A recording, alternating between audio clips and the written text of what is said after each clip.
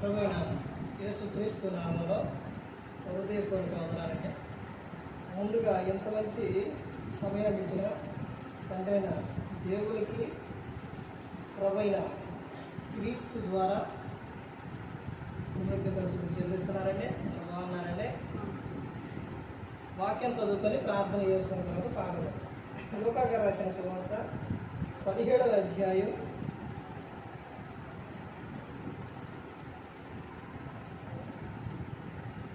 11వ వచనం. ఆయన యెరూషలేమునకు ప్రయాణమైపోవచ్చు సమరయ గలిలయ మధ్యగా వెళుచుండు.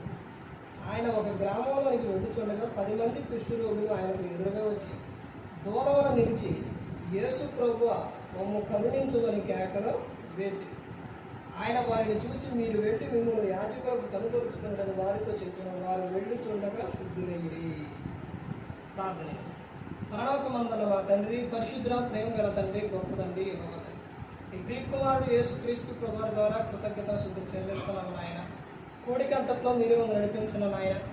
వాక్యం బోధించుండగా వినివారు తండ్రి మనుషులు తిని వాక్యానుసారంగా నడిచే భాగ్యం దయచేయండి.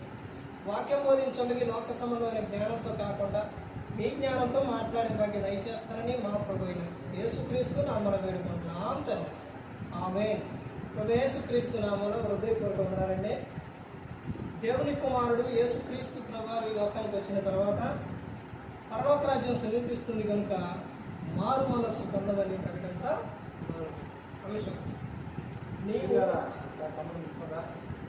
దీవించబడాలి అంటే, నీవు దీవించబడాలి అంటే ఏం చేయాలి అన్నది గ్రంథంలో నుంచి చూస్తే, దేవుడు అంటే దేవుడు మనందరినీ ప్రేమించి ఈ లోకానికి పంపించారు. మనందరినీ రక్షించడానికి, పరలోకం చేర్చడానికి మన కోసం యేసుక్రీస్తు ప్రభువు ప్రాణం పెట్టారు. మనల్ని నిత్యము కూడా నడిపించడానికి దేవుడు ఏం చేశాడంటే, యేసుక్రీస్తు ప్రభువు ఆయన లోకాన్ని విడిచి పరలోకానికి వెళ్ళేటప్పుడు తండ్రి యొద్దకు పరిశుద్ధాత్మ దేవుణ్ణి మనకు తోడుగా అండగా ఇచ్చారు. ఈ యేసుక్రీస్తు ప్రభువు ఈ లోకంలో ఉన్నప్పుడు ఎంతోమందిని ఆయన స్వస్థపరిచారు. ఎంతోమందిని, గుడ్డి వారిని, మరి ఊచ చేయగల వారిని, పక్షవాయు గల వారిని, దెయ్యాలు పట్టిన వారిని, మరి ఎంతోమంది జీల ద్వారా రోగంతో ఉన్నవారిని, ఎంతోమంది యేసుక్రీస్తు ప్రభువు స్వస్థపరిచారు. ఇక్కడ దేవుడు చెబుతున్న విషయం ఏంటంటే, మనం దీవించబడాలి అని అంటే దేవుడు మనలను దీవిస్తాడు. మనిషి భూమి మీద ఫలించి అభివృద్ధి చెందాలి అని ఎప్పుడు చెప్పారనంటే ఆదిలోనే చెప్పిండు. ఆది కాండం 1వ అధ్యాయం 27-28 వచనాల్లో అప్పుడే చెప్పిండు. నువ్వు ఎవరు అని అంటే, నువ్వు నా పోలిక, నువ్వు నా స్వరూపం. అయితే నువ్వు భూమి మీద ఎలా ఉండాలంటే ఫలించి అభివృద్ధి చెందాలి. భూమిని నువ్వు నిండించాలి. భూమిని నిండించాలంటే సంతానాభివృద్ధి. భూమి మీద నేను ప్రతి ఒక్కరికి సంతానాభివృద్ధి కలుగు చేస్తానని చెప్పారు. సంతానాభివృద్ధి కలుగు చేస్తాను అని చెప్పారు. చెప్పిన ఆయన భూమి మీద బహుమానాలని పిల్లల్నిచ్చారు. ఆ తర్వాత వారు పిల్లలు అలా భూమిని నిండించు అని చెప్పిన విషయం దేవుడు ఆదిలోనే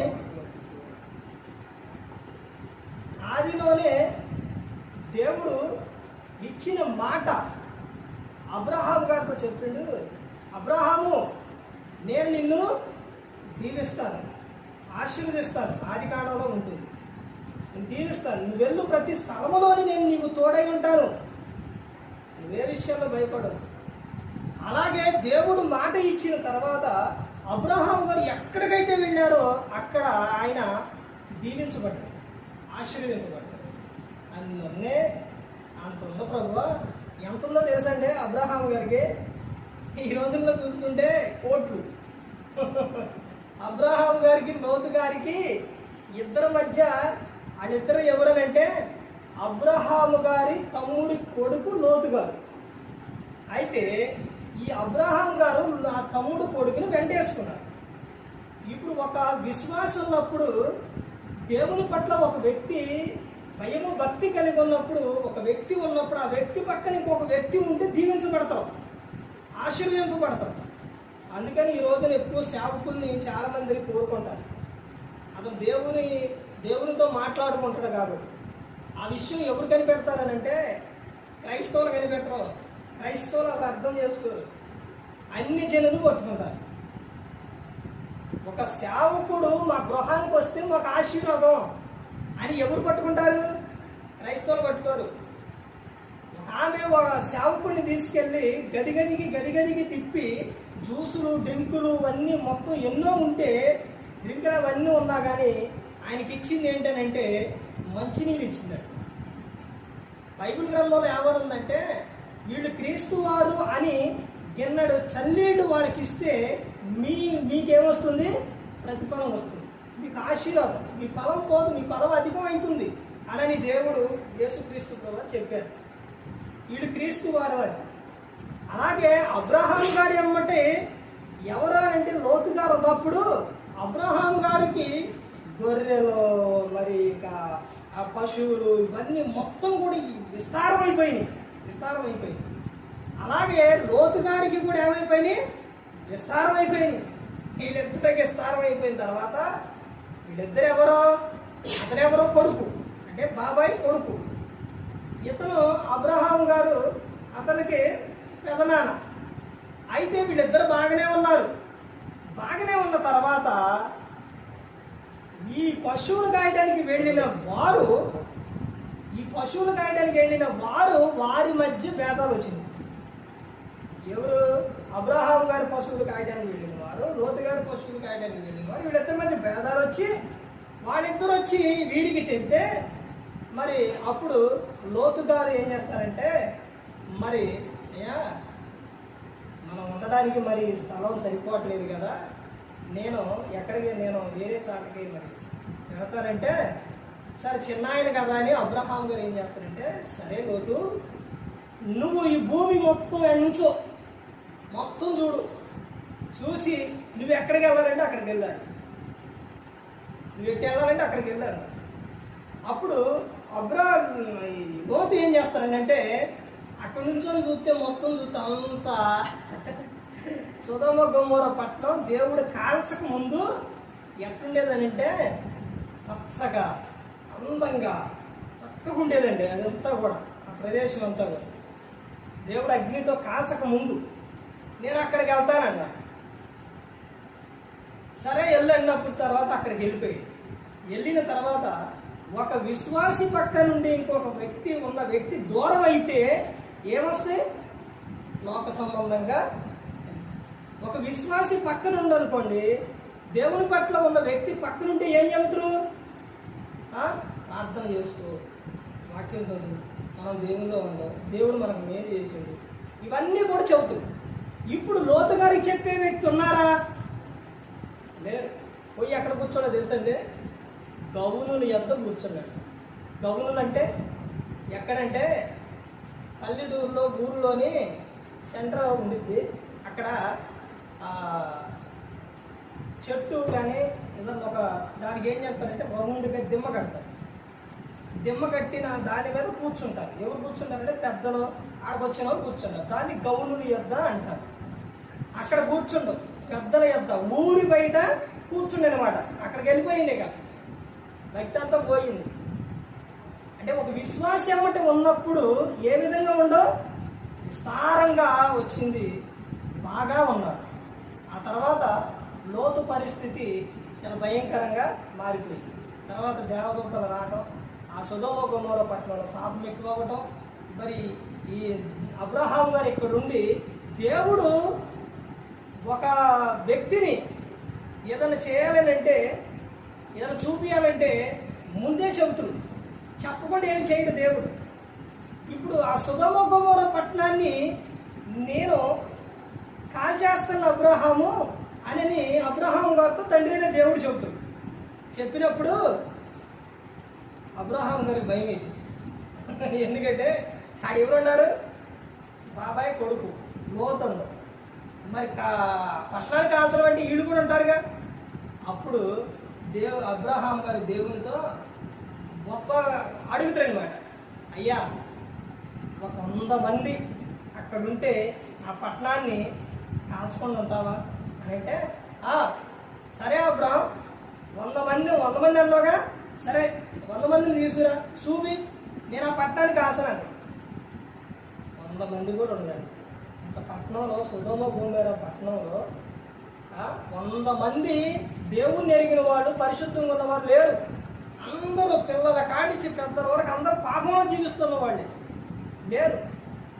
తర్వాత మళ్ళీ రెండోసారి వచ్చి, ప్రభువా ఒక 70 మంది ఉంటే ఇక చూడండి ఎంతసారి వస్తాను అబ్రహాం.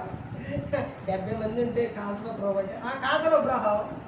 దేవునికి ఏంటంటే ఎంతో కొంతమంది మారి ఉంటే ఆయన కాపాడతా, వాళ్ళతో పాటు ఆ పట్టణాన్ని కాపాడతానని దేవుడు ఆశ, దేవుడు కోరుకుంటాడు. ఇప్పుడు 4 ఉన్నారండి, 4 వ్యక్తులు కలిసి, కొత్త నిబంధనలో 4 వ్యక్తులు కలిసి పక్షివాయువుతో మంచాన పడ్డ వ్యక్తిని 4 వ్యక్తులు యేసుక్రీస్తు ప్రభువారి దగ్గర తీసుకెళ్ళారు. అక్కడికి వెళ్ళిన తర్వాత వాళ్ళు లోపలికి తీసుకురావడానికి, మొత్తం మంది లోపలికి తీసుకురావడానికి ఆయన దగ్గర తీసుకురావడం ఖాళీ లేదు, అంత జనం ఉన్నారు. వాళ్ళు ఏం చేస్తారంటే పైన పెంకులు తీసి, ఆ పెంకులన్నీ తీసి ఆ మంచం ఎక్కడ దింపుతారంటే యేసుక్రీస్తు ప్రభువారు ఉన్న చాటు దింపుతారు. అప్పుడు యేసుక్రీస్తు ప్రభువారు చూసి ఏమంటాడంటే, ఆ పక్షవాయువు కలిగిన ఆయనతో, వారి విశ్వాసం చూసి నీ పాపం క్షమింపబడ్డా, వారి విశ్వాసాన్ని చూసి నిన్ను స్వస్థపరుస్తున్నానని చెప్పి, అంటే పక్కన ఉన్న వ్యక్తి విశ్వాసం చూసి దేవుడు కాపాడు. అలాగే అక్కడ ఆ సొదొమ గొమొర్రా పట్టణంలో ఎవరైనా ఉంటారేమో, ఒక వ్యక్తిని పాడు చేయడం కానీ, నాశనం చేయడం కానీ, నశించిపోవడం కానీ, లేకపోతే ఏదైనా చేయడం కానీ దేవుడు అసలు కోరుకోలేదండి. దేవుడు కోరుకుంది ఏంటంటే, మనం దేవుని పిల్లలు. తండ్రి పిల్లలు పాడైపోవడం కోరుకుంటాడా? ఎక్కడైనా ఏ తండ్రి కోరుకుంటారా? వాళ్ళు ఎలాంటి వాడైనా వాళ్ళు బాగుపడాలి, మంచిగా ఉండాలని కోరుకుంటారు తండ్రి. అలాగే మన తండ్రి, ఆత్మలకు తండ్రి, మనందరికి యెహోవా తండ్రి దేవుడు మనం బాగుండాలని కోరుకున్నాడు. అప్పుడు అక్కడ జరిగిన విషయం ఏంటంటే 70 మంది కూడా లేరు, మరలా వస్తారు. ఒకసారి ఏమో 100 మంది ఉంటే అన్నో, రెండోసారి ఏమో 70 మంది, మూడోసారి ఏమో ఇక లాభం లేదు. ఇక మరి ఏం చేస్తారు? ఇక మళ్ళీ మరి దేవునితో అంటే మామూలు కాదు విషయం కాదండి, దేవునితో మాట్లాడుకోవడం మామూలు కాదుగా. ఇక లాభం లేదు, మళ్ళీ ఈసారి అడిగితే ఏమంటుందని, ప్రభా ఒక్కసారి అవకాశం, ఒక 50 మంది, సరే 50 మంది, 50 మంది కూడా ఉన్నారు. మళ్ళీ ఇక లాభం లేదని, ఇక ఎన్ని సంఖ్యలు అడిగినా ఉండట్లేదని, ప్రభువా ఒక 10 మంది. ఎక్కడి నుంచి వచ్చిండు? అట్ట కూడా అడగలేదండి, నేను చెప్పినట్టు కూడా అడగల. ఎట్ట అడిగాడంటే ఇంకా బతికిరాడు ప్రభు, 10 మంది ప్రభు, 10 మంది ఉంటే సరే ప్రభు, 10 మంది ఉన్నా నేను ఆ పట్టణాన్ని కాపాడుతానంట. చివరకు 10 మంది కూడా ఉండరండి అక్కడ. పట్టణం అంటే ఎలాంటిదండి? గ్రామం అంటేనే కొంచెం ఇదిగా ఉంటుంది, పట్టణం అంటే ఆ పట్టణంలోని 10 మంది కూడా పరిశుద్ధులు లేరు. అప్పుడు దేవుడు చెబుతారు, అబ్రహాం అయిపోయింది, శాడ్స్ ఇక అయిపోయింది, ఇక లేదు, ఇక 10 మంది కూడా అక్కడ లేరు. అబ్రహాం అనుకోని ఉంటాడు, లోతు అక్కడికి వెళ్ళిండు కదా, ఇక్కడ ఉన్నప్పుడు ఎంతో భక్తిగా ఉండో, విశ్వాసానికి ఉండో, ఆడికి వెళ్ళిన తర్వాత ఒక 10 మందినైనా సంపాదిస్తున్నాం అనుకున్నాం. 10 మంది కూడా లేరు. ఉన్నల్లా ఎవరంటే ఆ లోతు గారే అక్కడ ఉండే, ఆ లోతులా కట్టే ఉండేక ఎవరు లేరేక. భార్య లేదు, పిల్లలు లేరు, ఎవరు లేరు, ఒక్కడే ఉండడు. ఒక్కడున్నా కాపాడతారు. ఎవరిని కాపాడతారు? ఒక్కడుంటే ఊరిని కాపాడతారు. ఆ కుటుంబం వరకు ఒక్కడున్నా ఎవరు కాపాడతారో ఆ కుటుంబం వరకు కాపాడతారు. ఎక్కువ ఉన్నారనుకోండి ఊరిని కాపాడతారు, ఇంకా ఎక్కువ ఉంటే దేశాన్ని కాపాడతారు. అంతేలాగా ఒక్కడు ఉంటే మాత్రం ఏం చేస్తారు? ఒక్కడుంటే అందుకని ఏం చేస్తారంటే దేవుడు ఆ ఒక్కడి కోసం దేవదూతలు పంపిస్తారు. ఇద్దరు దేవదూతలు పంపించిన తర్వాత ఈ లోతు ఆడుంటాడంటే ఊరు బయటే ఉంటాడు. ఆడికి వెళ్ళిన తర్వాత ఆడ పరిస్థితి అదంతా ఎవరు తెలుసు? లోతుకు తెలుసు. వీళ్ళు కామాంధులు, వీళ్ళు ఊరుకోరు, ఊరు మంచిది కాదని పొద్దుగోగింది. అయ్యా అమ్మా మరి మీరు ఇక్కడ వద్దు, ఇల్లు ఇక్కడే పక్కనే అక్కడికి వెళ్దామంటే లేదు లేదు దేవదూతలుగా మరి లేదు లేదు మేము ఇక్కడే ఉంటాం, నడి రోడ్లో ఇక్కడే ఉంటాం, నువ్వు వచ్చే అన్నప్పుడు వద్దు వద్దు వద్దు రాని బతికినట్టు తీసుకెళ్తాం. లోపలికి తీసుకెళ్ళిన తర్వాత అసలు చెప్పే పాఠం అంతా చాలా ఉందండి. లోపలికి తీసుకెళ్ళిన తర్వాత అది చూసి అక్కడున్న ఊరు జనం ఇక్కడికి ఎవరో కొత్త వాళ్ళు వచ్చారు, మేము వాళ్ళనే పాడు చేయాలి అని వచ్చేసి లోతు ఇంటి మీద లోతు ఇంటి చుట్టూ ముట్టడేశారు. ఆదికాండంలోనే ఉంటుంది ఇదంతా. ముట్టడేసి తలుపులు పగలగొడుతుంటే లోతు బయట వచ్చి, అయ్యా వాళ్ళు మాకు అతిథులుగా వచ్చారు, మా ఇంటికి వచ్చారు, వారిని ఏమనొద్దు, కావాలంటే పురుషుని ఎరగని కన్యకలు నా కూతురు 2 ఉన్నారు, వాళ్ళు పురుషుని ఎరగల, వాళ్ళ పంపిస్తా, మీ ఇష్టం వచ్చినట్టు చేసుకోండి అని బతిలాడి లోతు చెబుతున్నాడు. అయినా కానీ వినకుండా తలుపులు నెడుతుంటే పగలగొడుతుంటే దేవదూతలు ఆ లోతు చేయిని పట్టుకొని లోపలకి లాగేసి, ఇక అయిపోయింది, దేవుడిచ్చిన స్థలం అయిపోయింది, లోతు నువ్వు బయలుదేరు, ఈ ఊరు అగ్ని గంధకాలతో కాల్చేయబడతాడు, దేవుడు బయలుదేరంటే నీ వాళ్ళు ఎవరన్నా ఉంటే చూడండి అవకాశం ఎలా ఇచ్చారు దేవుడు, నీ వాళ్ళు ఎవరన్నా ఉంటే పిలుచుకొచ్చుకో. ఒకనాడు నోవాహు గారికి అవకాశం ఇచ్చింది, ఏమని? వాడ సిద్ధం చేయి, అందులోకి వచ్చిన వారు రక్షింపబడతారు. దేవుడు అవకాశం ఇవ్వకుండా ఎవరిని ఏం చేయడం అన్నప్పుడు నోవాహు గారు వాడ సిద్ధం చేసినప్పుడు ఆ వాడలోనికి ఎంతమంది వెళ్ళారు? ఒక కుటుంబం మాత్రమే వెళ్ళింది. ఏ కుటుంబం? నోవాహు గారి కుటుంబమే. నోవాహు గారి ఇంటి యజమానుడు, నోవాహు గారి భార్య, నోవాహు గారికి 3 మగపిల్లలు, ఆ 3కి పెళ్లిళ్ళు చేస్తే 3 కోడళ్ళు, మొత్తం ఎంతమంది? 8 మంది. ఈ 8 మంది ఆ వాడలోకి వెళ్ళారు. తర్వాత జతలుగా జంతువులు, పక్షులు ఇవన్నీ వచ్చినాయి, కానీ మనుషులు మాత్రం రాలా, వినలేదు.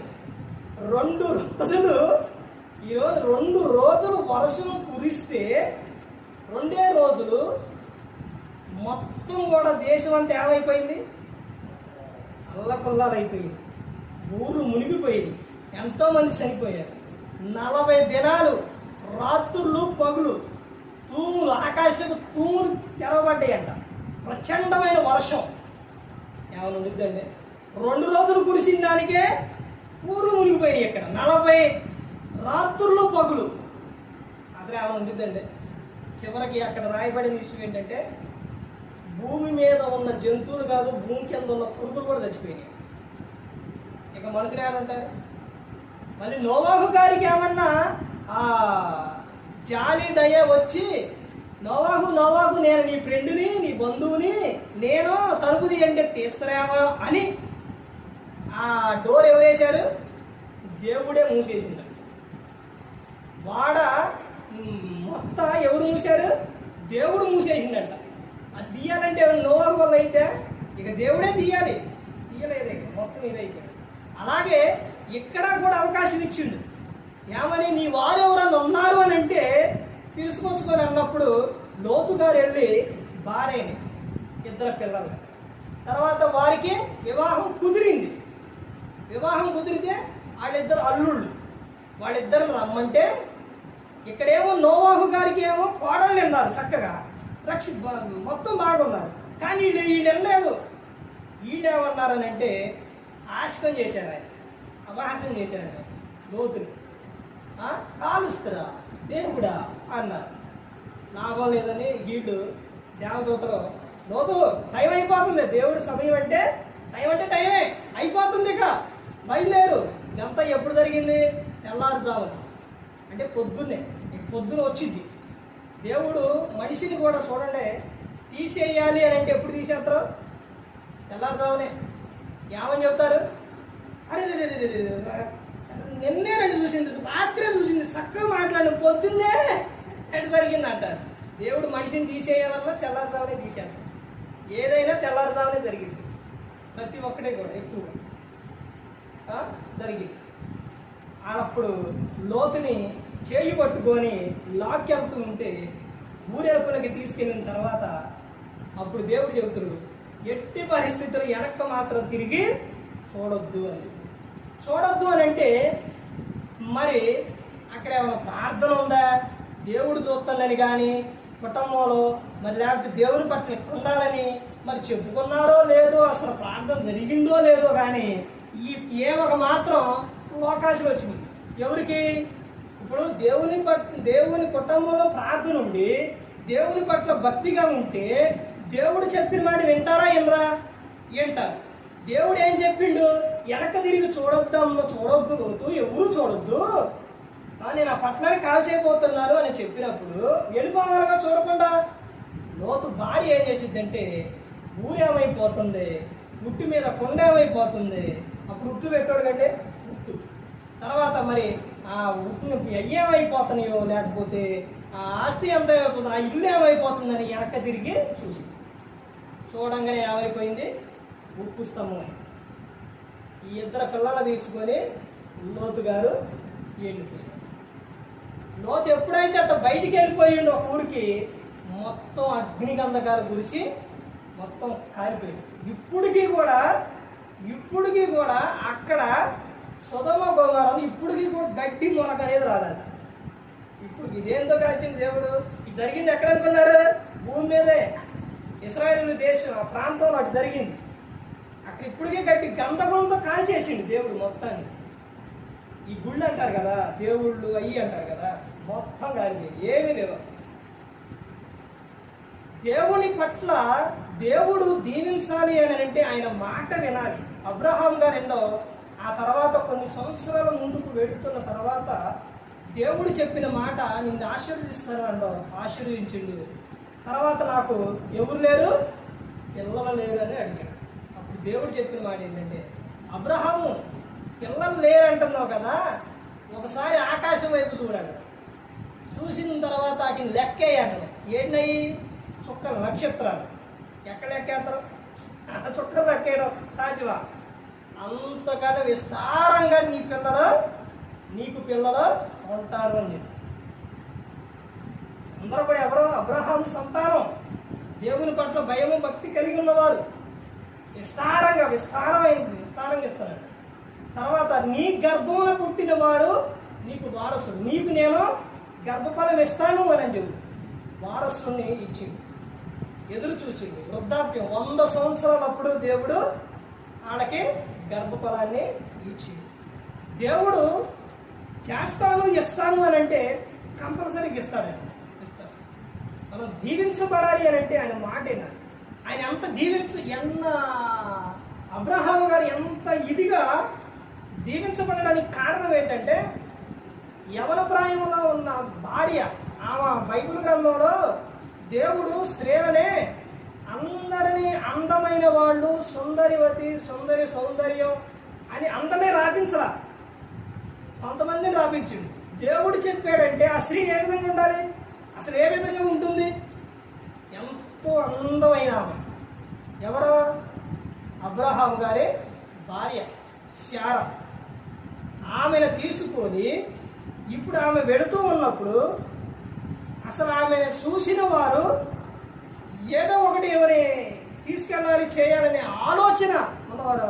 అలాంటి ఆలోచనలు చాలా మందికి, రాజులకి వచ్చిన విషయం. ఎందుకంటే ఆమె అంత అందంగా ఉండేది.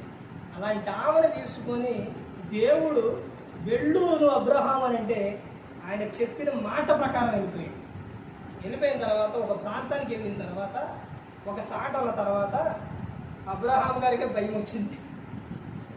ఆమెను చూసి ఎంత అందంగా ఉంటే ఏమైనా తీసుకుపోతారు, ఆమెను తీసుకుపోయారు, నన్ను ఏం చేస్తారు, పక్కన ఉన్న ఆయన్ని నన్ను చంపేస్తారు, ఆమెను తీసుకుపోతారని అక్కడ ఒక విషయం చెప్పమంట అబ్రహాం. ఏంటనంటే, ఇదిగో శారమ్మ ఎవరన్నా వచ్చి ఇదిగో ఈయన ఎవరు అని అంటే మా అన్నయ్య అని చెప్పు అని చెప్పు. భయం వచ్చింది. చెప్పమంటే సరే అని ఆడు వచ్చి అడిగితే అట్టే చెప్తాను. అయినా సరే తీసుకెళ్ళిపోతారా.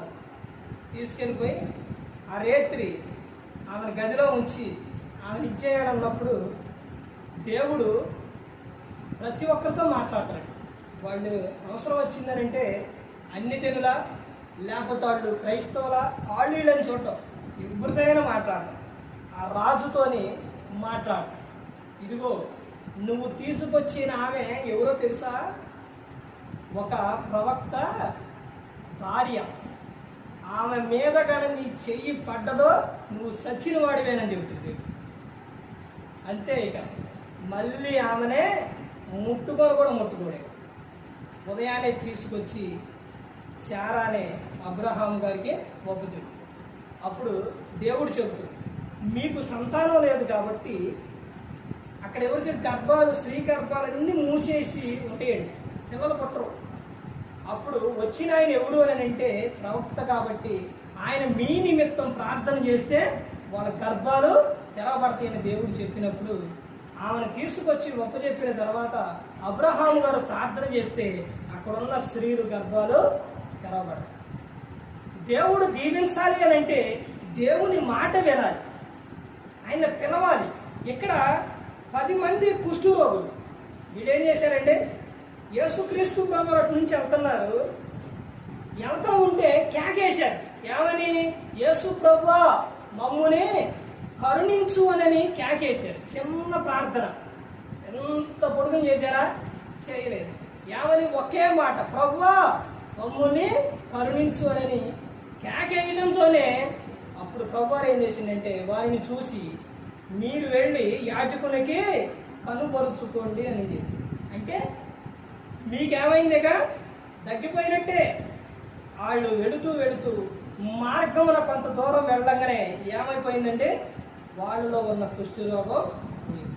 కుష్ఠరోగానికి ఉన్న ప్రమాదం ఏంటంటే, అర్థం ఏంటంటే కుష్ఠరోగానికి ఆ రోజున కుష్ఠవ్యాధి వచ్చిన వారిని ఊళ్ళో ఉంచేవాడు కాదు. ఎక్కడ తీసుకుపోయి పెట్టారంటే ఊరు ఎరుపుల కొండలు ఉంటాయి కండి, ఆ కొండల్లో పెట్టేసి వాడికి దూరంగా ఉండి పెట్టడం, విసిరేయటం, ఈ తినే అవి పెట్టేవాడు. కుష్ఠరోగం వచ్చింది. కరోనా వస్తే ఏం చేశారు?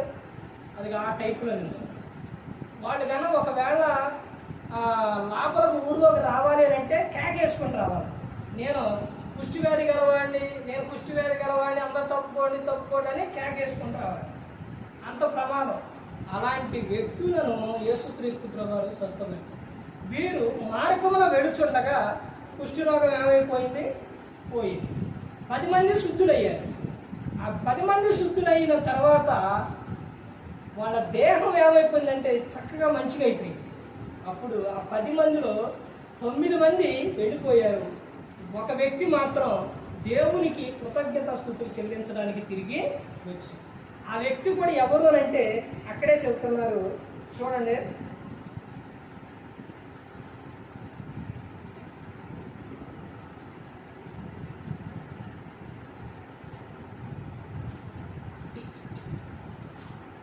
ఏమని చెప్తున్నారు చూడండి, 17వ వచనం. అందుకు యేసు 10 మంది శుద్ధులైరి కారా, తమ్ముడుగురు ఎక్కడ?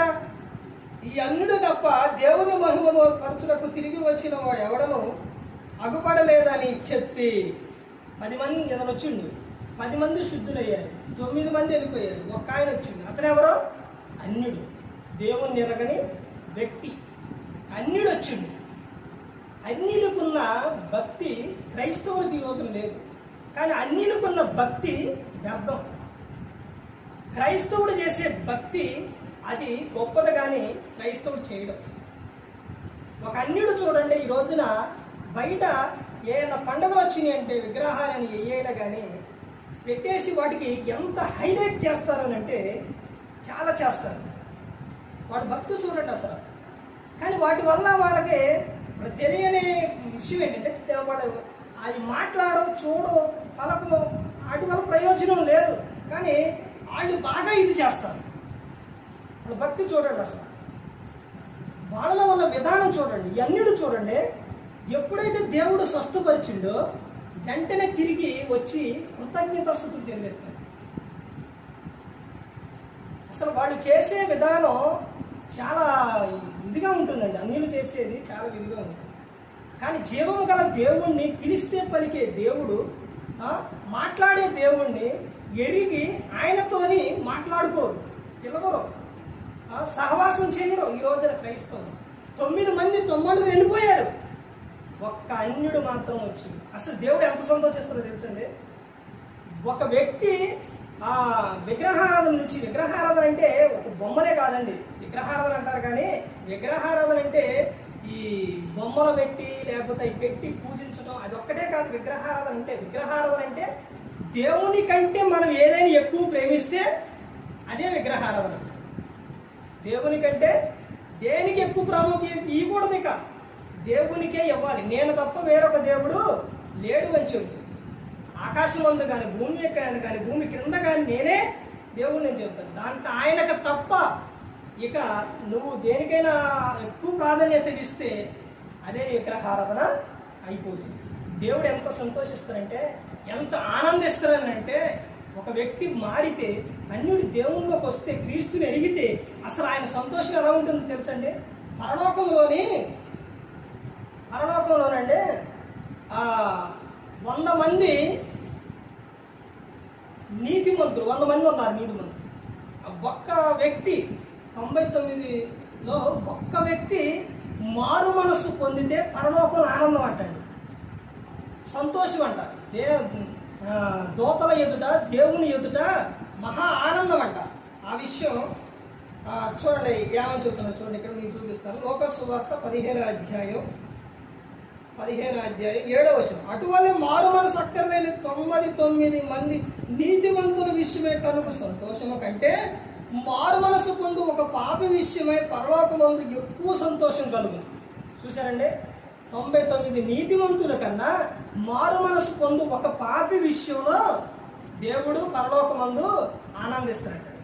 ఇక్కడ చూడండి, అన్యుడు తిరిగి వచ్చిన తర్వాత, కృతజ్ఞతాస్తుతులు చెల్లించిన తర్వాత అసలు యేసుక్రీస్తు ప్రభువు ఆనందం చూడండి. ఇక్కడ ఏమని చెప్తున్నారో చూడండి. 19వ వచనంలో, నీవు లేచిపోమ్ము, నీ విశ్వాసం నిన్ను స్వస్థపరిచినని వానితో చెప్పాను. చూశారండి, నువ్వు లేచి వెళ్ళు, నీ విశ్వాసం నిన్ను స్వస్థపరిచింది. ఎక్కువ క్రైస్తవుల కన్నా ఎక్కువ అన్ని జనులు ఎక్కువ చాలా ఇదిగా ఉంటారండి. సహాయం కూడా ఎక్కువగా వాళ్ళు చేస్తూ ఉంటారు. ఒక వ్యక్తిని మార్గంలో కొట్టి పడేసిపోతే అటు వచ్చిన వారు ఎవరు పట్టించుకోరు. 2 వ్యక్తులు వస్తారు, వెళ్ళిపోతారు. ఒక సమరయుడు మాత్రం వచ్చి ఆయన గాయాలు కడిగి తర్వాత కట్లు కట్టి పూటకాల వాళ్ళ ఇంటికి వాళ్ళని తీసుకెళ్ళి, ఇదిగో ఇతనికి ఏం కావాలో చూడండి, కొంత డబ్బు ఇచ్చి సరిపోతే నేను మరలా వచ్చి ఇస్తాను అని చెప్పి వెళతారు. చూశారండి, ఎందుకని ఈ రోజున జీవం గల దేవుణ్ణి ఎరిగి కూడా క్రైస్తవులు ఆయనకు కృతజ్ఞతాస్తుతులు చెల్లించట, దేవుడు చేసిన మేలు మరిచిపోతున్నారు. ఈ 9 మంది మరిచిపోయారు, వెళ్ళిపోయారు. ఒక అన్యుడు మాత్రం తిరిగి వచ్చి దేవునికి కృతజ్ఞతాస్తుతులు చెల్లించి. అసలు అలా ఎంతో మంది అండి ఈ రోజున చెప్పేవారిగా లేరు, కొంతమంది చెప్పేవారిగా ఉన్నారు. దేవుడు దీవించాలి అని అంటే ఒకటి ఆయన చెప్పిన మాట వినాలి, తర్వాత ఆయనను మనం ఎప్పుడు కూడా విడిచిపెట్టకుండా ఆయన్ని హత్తుకొని ఉండాలని చెప్తారు. నాకు వేరుగా ఉండి మీరు ఏమీ చేయలేరు. ఇప్పుడు తండ్రి ఉండండి, పిల్లలు ఉన్నారు అంటే ఒక విషయం ఏంటంటే, బైబిల్ చెబుతున్న ఎక్కువ విషయం ఏంటంటే, పరలోకం ఉందండి, ఎట్లుండిద్ది అక్కడ ఎప్పుడు ఎలా ఉంటుందండి? ఆనందంగా ఉండిద్ది, ఏడుపు ఉండదు, దుఃఖపట్టం ఉండదు, ఎప్పుడు సంతోషమే, ఎప్పుడు ఆనందమే, బాగుండిద్ది అక్కడ. ఆ పరలోకం ఈ భూలోకంలో చూడాలి అని దేవుడు కోరుకుంటాడు. అంటే కుటుంబం కోరుకుంటాడు. ఇప్పుడు పరలోకంలో తండ్రి మనందరినీ ప్రేమిస్తాడు. ఈ భూలోకంలో ఇక్కడ జన్మనిచ్చిన తండ్రి ఉండదు. ఈ తండ్రి పిల్లల విషయాల్లోని చాలా ప్రేమగా చూస్తాడు.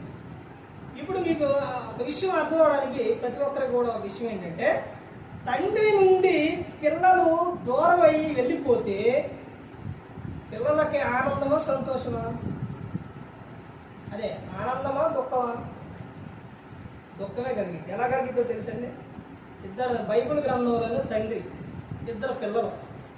వాళ్ళలో ఒక ఆయన చిన్న ఆయన నా ఆస్తిలో నాకు భాగం ఇవ్వమని తీసుకొని వెళ్ళిపోయి దుర్వ్యాపారం చేస్తారు. అంటే స్నేహితులతో తినటం, త్రాగటం, మందు ఇవన్నీ చేసేసిన తర్వాత ఆస్తి మొత్తం అయిపోయిన తర్వాత ఫ్రెండ్స్ ఎవరైనా సహాయం చేశారా? ఎలా ఆస్తి తెచ్చింది కదా, అయిపోయింది కదా, మా ఇంటికి అన్నారా? అనలేదు, వదిలేశారు. అక్కడి నుంచి పందులు తినే పొట్టు వరకు వస్తారు. ఆ పందులు కూడా తిన్నాయి. అక్కడి నుంచి ఆలోచన వచ్చింది, నా తండ్రి దగ్గర ఎంతోమంది కూలివాడికి సమృద్ధిగా అన్నం దొరుకుతుంది కదా, ఏంటి నాకు ఈ పరిస్థితి? నేను నా తండ్రి దగ్గరికి వెళ్ళి, తండ్రి, దేవునికి నీకు విరోధంగా నేను తప్పు చేశాను, నన్ను క్షమించు అని అడుగుతాను అని బయలుదేరి వస్తుంటే ఆ తండ్రి అండి ఎదురుగా నా కొడుకు ఎప్పుడు వస్తారానని ఆ చేతులు చాచి చూస్తూ ఉన్నాడు. ఆ కుమారుని చూడంగానే పరిగెత్తుని పోయి కౌగిలించుకొని ఆ కుమారుని తీసుకొచ్చి అక్కడ ఉన్న వారితో చెబుతారు, నా కుమారుడు తప్పిపోయి దొరికిండు, చనిపోయి బ్రతికిండు, నా కొడుక్కి మరి ప్రశస్తమైన వస్త్రాలు తీసుకురండి, గొప్ప విందు, నా కొడుకు వచ్చిండు అని తండ్రి ఎంతో సంతోషపడ్డాడు. విషయం ఎందుకు చెప్పారంటే, ఇది బైబిల్లో ఉన్న విషయం. తర్వాత లోకంలో తండ్రికి పిల్లలు వేరుగా ఉండి ఏమీ చేయలేదు. ఎందుకనంటే ఏదన్నా అవసరమైంది అనుకోండి, ఎవరిని అడుగుతారు? తండ్రిని తల్లిని అడుగుతారు. కాలేజీ ఫీజులు కట్టాలన్నా, ఏదైనా కొనాలన్నా ఎవరిని అడుగుతారు? తల్లిదండ్రులు అడుగుతారు. ఇప్పుడు వాడు ఉండి బయటికి వెళ్ళి ఎక్కడన్నా ఎవరన్నా అడగాలన్నా కానీ వాడు ఇస్తారా? అమ్మ మీ నాన్న ఉన్నారుగా, వాళ్ళకి తెలియకుండా మేమేమి వాడు చెబితే ఇస్తామంటారు. అదే చెబుతున్న దేవుడు ఏమనంటే, ఇదిగో నాకు వేరుగా ఉండి మీరు ఏమీ చేయలేరు, దూరంగా ఉండి ఏం చేయలేరు, మీరు మీ వల్ల ఏం కాదు, నాకు దగ్గరగా ఉండి అడగండి. నేను మీకు దగ్గరగా ఉన్నాను, నా దగ్గర ఉండండి, మీకేం కావాలో అడుగు, నేను ఇస్తాను. తండ్రి దగ్గర పిల్లలుండి ఇంట్లోనే ఉన్నప్పుడు, చెప్పిన మాట వింటున్నప్పుడు ఆ పిల్లలకి ఏదైనా అవసరం అయిందనుకోండి, ఏం చేస్తారు? తండ్రి ఇస్తారు. విషయం అయితే చిన్నప్పుడు అయితే సందర్భాల్లో నాకు అడగకుండా కొన్ని తెలియకుండా బట్టలు కానీ కొన్ని తీసుకొచ్చేవి అమ్మా నాన్న. అబ్బా, అవి తీసుకొచ్చినప్పుడు నాకు అసలు ఇలా తీసుకొచ్చారని ఎంతో ఆనందంగా ఉండేది. అలాగే దేవుడు ఏం చేస్తారనంటే, ఇక్కడ ఈ తల్లిదండ్రులు ఎలాగైతే చూసుకున్నారో ఆ తండ్రి మనల్ని అలాగే చూసుకుంటున్నాడు. మనకి ఏదైతే అవసరమో అదే మనకిస్తాం. అవసరం కాదు మనమే. పిల్లోడు ఉండండి, చిన్న పిల్లోడు ఉండవు, తండ్రి గడ్డం తీసుకుంటాడు అనుకోండి, ఆ పిల్లోడు వచ్చి ఇది నాకు కూడా ఇవ్వంటే ఆ బ్లేడ్ ఇస్తారా? ఇవ్వడం. ఎందుకని? పోసుకున్నాడు కాబట్టి. అది ఎప్పుడు పెద్దోడు అయిన తర్వాత, గడ్డం వచ్చిన తర్వాత, తెలిసిన తర్వాత, అప్పుడు గడ్డం కావాలంటే చేసుకోవడానికి అప్పుడు ఇస్తారు, కానీ చిన్న వయసులో ఇస్తారా?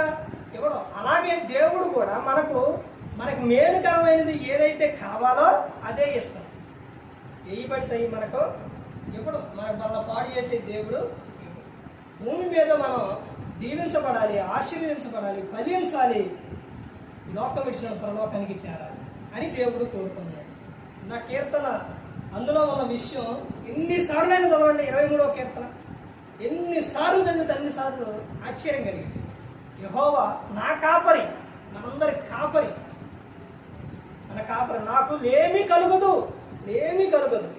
పచ్చిగల చోట్ల ఆయన నన్ను వరుండ చేస్తాడు. పచ్చమైన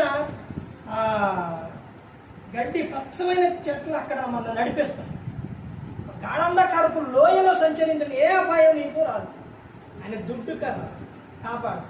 తలకి నూనె గిన్నె, మన ఇంట్లో ఉన్న గిన్నె నిండి పొర్లిద్దంట, నీకే అపాయము రాదు అని చెప్తున్నాడు. కృపాక్షేమములు నీ వెంట వచ్చు. అందులో ఉన్న విషయం, నీకు శత్రువులుగా ఎవరైతే ఉన్నారో, నువ్వు మాట్లాడుతున్నావు, వాడు మాట్లాడట. నువ్వు ప్రేమ చూపిస్తున్నావు, ఆడు చూపించట్లా. ఇప్పుడు ఏం చేస్తారు, నా జీవితంలో కూడా ఇలాగే జరిగిందండి. చాలా మంది ఇటు చేస్తే వాళ్ళ ఎదుటే నాకు ఆశ్చర్యం కలిగేది. తర్వాత వాళ్ళ ఎదుటే అంటే వాళ్ళ దగ్గరే, వాళ్ళ ద్వారానే వాళ్ళ ఎదుట భోజనం ఏం చేస్తారో సిద్ధపరుస్తుంది. ఎంత గొప్ప ఉందో, భోజనం ఏం చేస్తారో సిద్ధపరుస్తుంది. అంటే వాళ్ళ ఇంటికాడ కానీ వాళ్ళ దగ్గర కానీ వాళ్ళే పెట్టే విధంగా చేస్తారు దేవుడు. అంత గొప్ప ఆయన మనం హత్తుకొని ఉండాలి. చిరకాలము నేను దేవుని మందిరంలో ఉన్నప్పుడు కృపాక్షేమములే నా వెంట వస్తాయని చెబుతున్నాను. ప్రతి ఒక్క విషయాల్లో కూడా, ఏ విషయం కూడా దిగులు పడకుండా ప్రతి ఒక్కటి దేవునికి చెప్పుకున్నప్పుడు మన ప్రతి అవసరాన్ని కూడా తీరుస్తారు. అయితే దేవుడు చెప్పినట్టు వినాలి. యేసుక్రీస్తు ప్రభువు చెబుతారు, నేను ఇన్ని విషయాలు చెప్తున్నాను కదా, ఇవన్నీ వింటున్నారు కదా, ఇవన్నీ నేను పాటిస్తున్నారా? పాటించకపోతే ఎందుకు నన్ను పిలవడం? మీరు వింటున్నారు, నేను అన్నీ చెబుతున్నాను, మీరు పాటించట్లేదు, ఎందుకు నన్ను ప్రభు మళ్ళీ నన్ను పిలవటం? ఇప్పుడు నేను చెప్పినప్పుడు నువ్వు పాటించినప్పుడు నన్ను పిలిస్తే ఇవో నాకు ఎలా ఉంటుంది? ఆనందంగా ఉంటుందని యేసుక్రీస్తు ప్రభువారు చెప్పారు. అని భూమి మీద ప్రతి ఒక్కరూ కూడా దీవించబడాలి, ఫలించాలని చెప్తున్నారు. 23వ కీర్తన ఒకటే, ముందు 1వ కీర్తన ఒకటి, 23వ కీర్తన ఒకటి, తర్వాత 128వ కీర్తన ఒకటి. ఇంటి యజమానుడు దేవుని యందు భయభక్తులు కలిగి ఉండే ఆశీర్వాదం ఎలాంటిదో, భార్య ఎలా ఉంటారో, పిల్లలు ఎలా ఉంటారో అక్కడ దేవుడు చెబుతున్న ఒకటేనండి, మీరందరూ కూడా ఎక్కడున్నా ప్రేమ కలిగి ఉండండి, నాలో ఉండండి, నా మాటలు ఇతరులకు చెప్పండి, బోధించండి, చెప్పండి, మీరు నా శిష్యులుగా ఉండండి, మీకు ఏం కావాలో నేను చూసుకుంటానని చెప్తాను. నేను ప్రతి ఒక్కరు కూడా ఆయన హత్తుకొని ఉండాలి. ప్రార్థన అనగా ఏంటండి? దేవునితో మాట్లాడుకోవడం. అసలు ఆ విషయం వచ్చిందంటే, ప్రార్థన అంటే నాకు ఎప్పుడు సమయం దొరికిద్దా అని చూస్తున్నా. ప్రార్థన అంటే అసలు చూడండి, నువ్వు ఎవరన్నా ఒక మంత్రి వచ్చింది అనుకోండి, ఆ వ్యక్తి దగ్గరికి వెళ్ళి అసలు మాట్లాడటానికి పర్మిషన్ లేదు, వీలు లేదు, ఏమీ లేదు, దొరకట్లేదు అసలు. ఇప్పుడు ఆ వ్యక్తితో మాట్లాడాలి, నువ్వు ఏదన్నా ఒకటి చెప్పుకోవాలనుకున్నప్పుడు దగ్గరికి వెళ్ళి చెప్పుకున్నప్పుడు నీకు ఎలా ఉంటుంది? ఎంత ఆనందంగా ఉంటుంది? మంత్రి విషయాలు అలాగుంటే ఎవరు? దేవుడు ఎవరండి? సృష్టిని చేసిన ఆయన, సృష్టికర్త, సర్వాధికారం ఉన్న ఆయన. అసలు అందరికన్నా గొప్పోడు ఎవరో తెలుసంటే, లోకంలో అందరికన్నా గొప్పోడు ఎవరంటే క్రీస్తుని ఎరిగిన వాడు. క్రీస్తుని ఎరిగిన వాడేనండి గొప్పోడు. ధనవంతులు, ఉండవారు, డబ్బు ఉన్నవాడు ఎవరైనా సరే క్రీస్తుని ఎరిగిన వారే ధనవంతులు. నీకు ఎన్ని ఉన్నా క్రీస్తు నీ హృదయంలో లేకపోతే మొత్తం సున్నా. క్రీస్తు ఎరిగిన వాడే ధనవంతుడు. ప్రతి ఒక్కరు గమనించుకోవాలి. ఆయనతో ప్రార్థనలుగా ఆయనతో మనం మాట్లాడతాం. సృష్టికర్తతోనే మాట్లాడుతున్నామంటే అంతకన్నా గొప్ప విషయం ఏముంది? తర్వాత దేవుడు మనతో మాట్లాడతాడు. ఎప్పుడండి? వాక్యం చదివిన వ్యక్తుల ద్వారా, సేవకుడి ద్వారా, పరిస్థితుల ద్వారా దేవుడు మనతో మాట్లాడతాడు. ఏ విధంగా నిన్ను పరిశుద్ధపరచాలి, నిన్ను బాగు చేయాలి, నిన్ను పరలోకం చేర్చాలి. అదే దేవుని దారి. అబ్బాయి టార్గెట్ ఏంటంటే ఏదో విధంగా నిన్ను తప్పు చేయాలి, నేను బాధలు పెట్టాలి, నువ్వు మనశాంతంగా ఉండకూడదు, నువ్వు కుంగిపోవాలి, ఆత్మహత్యకు ఇదవ్వాలి, నువ్వు ఈ లోకం విడిస్తే నరకానికి వెళ్ళిపోవాలి. ఆత్మహత్య అంటే అర్థం ఏంటో తెలుసండి? ఆత్మహత్య అంటే ఆత్మనే హత్య చేయటం, చంపేయటం. ఈ ఆత్మ ఎవరిది? దేవునిది. దేవుడిచ్చింది ఆత్మ. ప్రసంగి 12వ అధ్యాయం 7వ వచనం, మన్నైనది మరలా మట్టికి చేరును, ఆత్మ దాన్ని దయచేసిన దేవుని యొద్దకు వెళ్ళును అనేది ఉంటుంది. అంటే ఆత్మ ఎవరిది? దేవుడిది. దేవుని ఇచ్చింది. దాన్ని హత్య చేస్తానంటే దేవుడు ఊరుకుంటాడా? ఊరుకోడండి, ఊరుకోడు. నువ్వు బలవంతంగా నీలో ఉన్న ప్రాణాన్ని తీసుకున్నా, బలవంతంగా నువ్వు చనిపోయినా, ఉరిపెట్టుకోదా, లేకపోతే ఇంకో విధంగా ఆ దేవుడిచ్చిన ఆయుష్కాలం పూర్తి కాకుండా చనిపోతే నరకమే. అక్కడ వరకు ప్రయత్నిస్తావు. ఎక్కడ వరకే? నువ్వు చనిపోయే ఆత్మహత్య చేసుకునే వరకు అపవాది ప్రయత్నిస్తావు. తప్పు చేసే వరకు కూడా అంతేనండి. చాలా మంది చూడండి, ఈ రోజున పాపం అనేది, నాకు తెలిసిన విషయాలు, పాపం అనేది అది అపవాది ముందు సంతోషాన్ని ఆనందాన్ని చూపిస్తాడు. కంపల్సరిగా పాపం చేసేవారు కంపల్సరీ దొరికిపోతారు. దొరికిపోవడంతో ఏం జరిగిద్దంటే ప్రమాదం జరిగింది. అక్కడ గొడవలైనా జరుగుతాయి, తర్వాత పోలీసు కేసులన్నా అయితే, తర్వాత పరువన్న పోయింది, ఏదో కూడా జరిగింది. ఎవరు చేస్తున్నారు ఇవన్నీ? ఎవరు చేస్తున్నారండి? అపవాది. ముందు ఏం చూపిస్తుండో? ఆనందం. ఒక ఊర్లోనంట అసలు చూడండి పరువు ఎట్ట తీస్తున్నానంటే వాడు మొన్న అయితే నాకు అన్ని విషయాలు నాలాగా రావండి, నాకు చెప్పడం. నాకు చెప్పాలి అంటే ఒకటి సేవకులన్నా చెప్పాలి, లేకపోతే ఇంట్లో ఉన్నవారన్నా చెప్పాలి. ఇక బయట చెప్పాలంటే అంతగా తెలియనియం.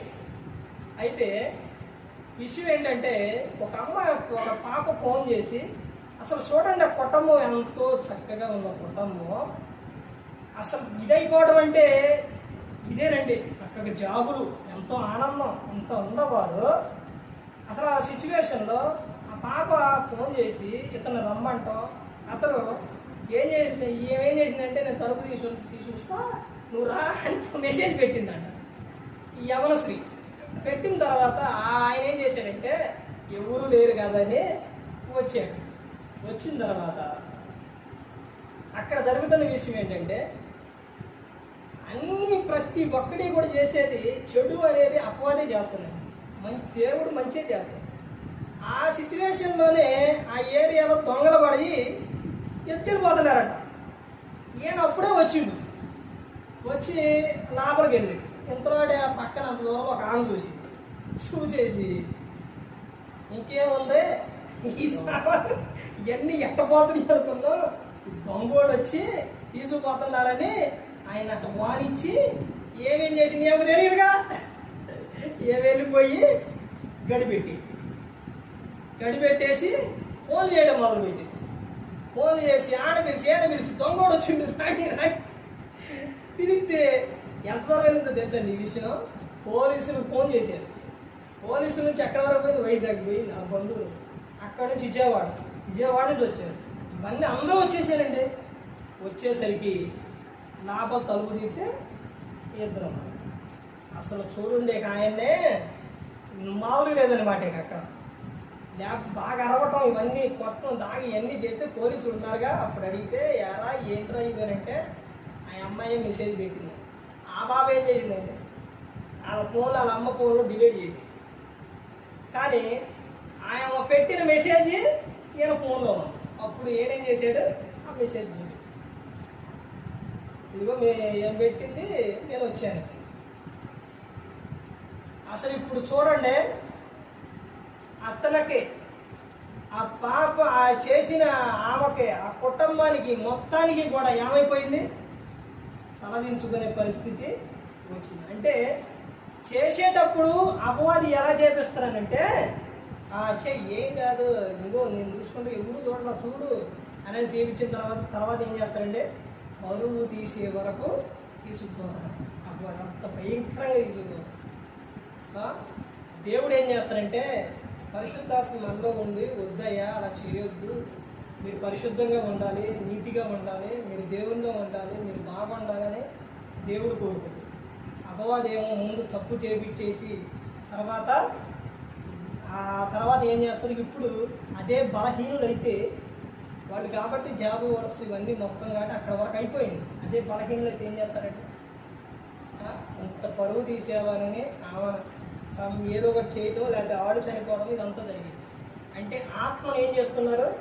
హత్య చేస్తున్నారు. పేతురు గారు, యోధా ఇస్కరియోతు వీళ్ళిద్దరూ తప్పు చేశారు. ఒక ఆయన ఎవరు? పేతురు గారు ఏం చేసిండు? అబద్ధం ఆడాడు. యోధా ఇస్కరియోతు ఏం చేసిండు? యేసుక్రీస్తు ప్రభువుని ఒప్పచెప్పిన తర్వాత పేతురు గారు ఏం చేసిండండి? పశ్చాత్తాపడ్డాడు. యోధా ఇస్కరియోతు ఏం చేసిండు? ఆత్మను హత్య చేసిండు. అదే మనం తప్పు చేసినప్పుడు ప్రతి ఒక్కరు గమనించుకోవాల్సిన విషయం ఏంటంటే దేవుని ఎదుడికి వెళ్ళి పశ్చాత్తాపడాలి. ప్రభువా నన్ను క్షమించు అంటే క్రీస్తుని ఎరిగిన వారు తప్పు చేస్తే క్షమించు అని అడగాలి.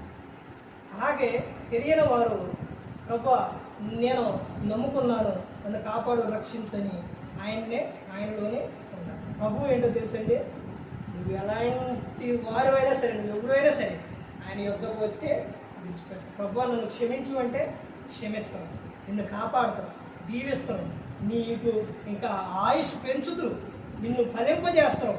తర్వాత నీకు ఆయుష్కాలం పూర్తయిన తర్వాత ఆయనతో పాటు నిన్ను చేర్చుకుంటాను. ప్రభువులో ఉన్న ఆనందం ఈ లోకంలోనే లేదు, ఎక్కడా లేదండి. దేవుళ్ళలోనే ఆనందం ఉంది. శ్రమలు వచ్చినా, బాధలు వచ్చినా, నిందలు వచ్చినా, ఎగి వచ్చినా కానీ మనసులో ఎలా ఉంటుందో తెలుసండి, ఆనందంగా ఉంటుంది.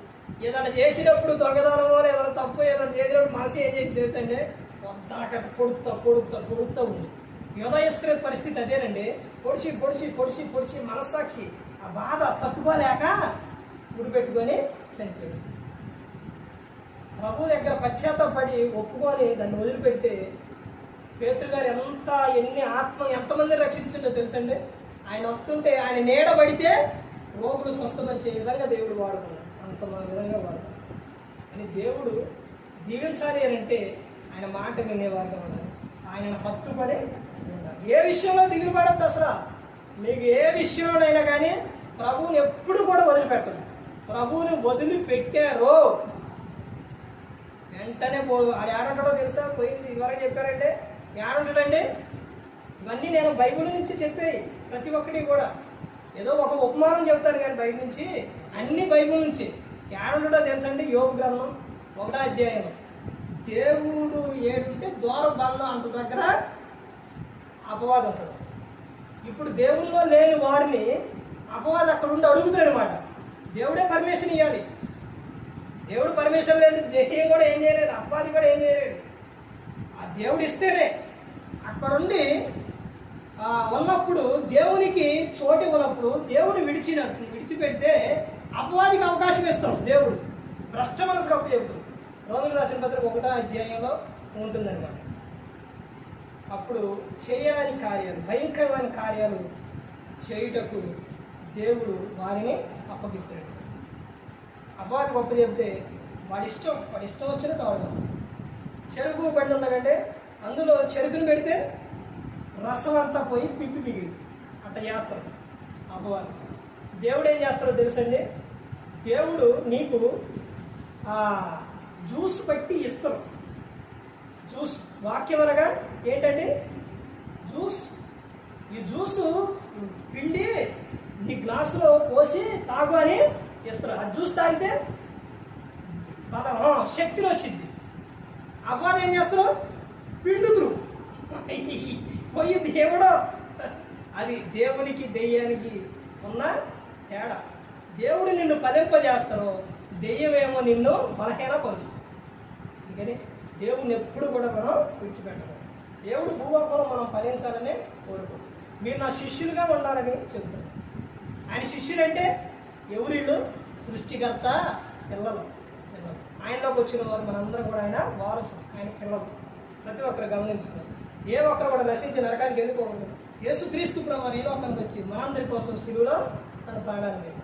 ప్రతి ఒక్కరు కూడా దేవుని యందు భయభక్తులు కలిగి పరిశుద్ధాత్మ మాట యందు హృదయ శుద్ధిని కాపాడుకుంటూ క్రీస్తుని నడుచుకున్న ప్రియులోకం పరలోకానికి చేరుకుంటారు. మరి ఈ విధంగా నిలబెట్టి మాట్లాడించిన తండ్రి దేవుడికి కృతజ్ఞతలు చెల్లిస్తూ ఇంతవరకు శ్రద్ధగా ఉన్న మీకు ప్రభు పేరు నా హృదయపూర్వకంగా చెల్లిస్తూ మాటలు అందరికీ